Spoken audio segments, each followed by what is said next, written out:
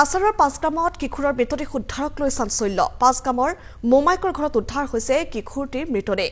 মোমাইকৰ ঘৰত থাকি পঢ়া শুনা কৰিছিল অৰ্ণৱ ৰায়ে।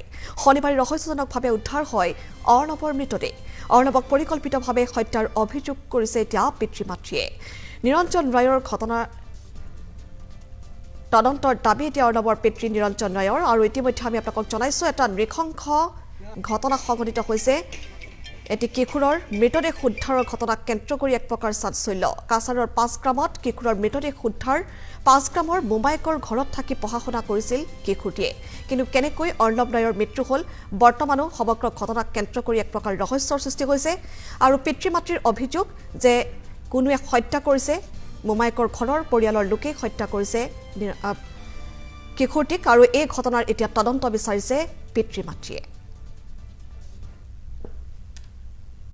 গ্রামের ছেলে যে নিরঞ্জন রায়, ওনারই ছেলে, 13 বছর বয়স হয়েছে।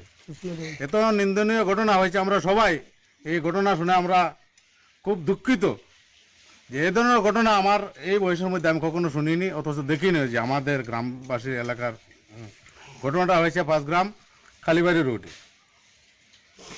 এই ঘটনার যে ঘটনা হয়েছে, কাছারের যে এসপি মহোদয় যে স্যার আছে, ওনার আমি দৃষ্টি আকর্ষণ করে বলছি যে এই ঘটনার জন্য অতি সত্বর তদন্ত করা হয়। যে দুষ্কৃতী যে ঘটনা করেছে তাকে যাতে কঠোর যাতে শাস্তি দেওয়া হয়। এই যে 13 বছরের যে ছেলে, এ কি দোষ করেছে?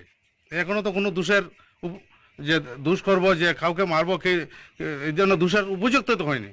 আমার বোধ হয় যে ঘটনাটা করেছে যে নিরঞ্জন রায়, যে ছেলের বাবাটা যে বলেছে যে তার মামির বাস্তব, এই জন্য বোধহয় কোনো নিকটজনক ঘটনা দেখেছে, তাই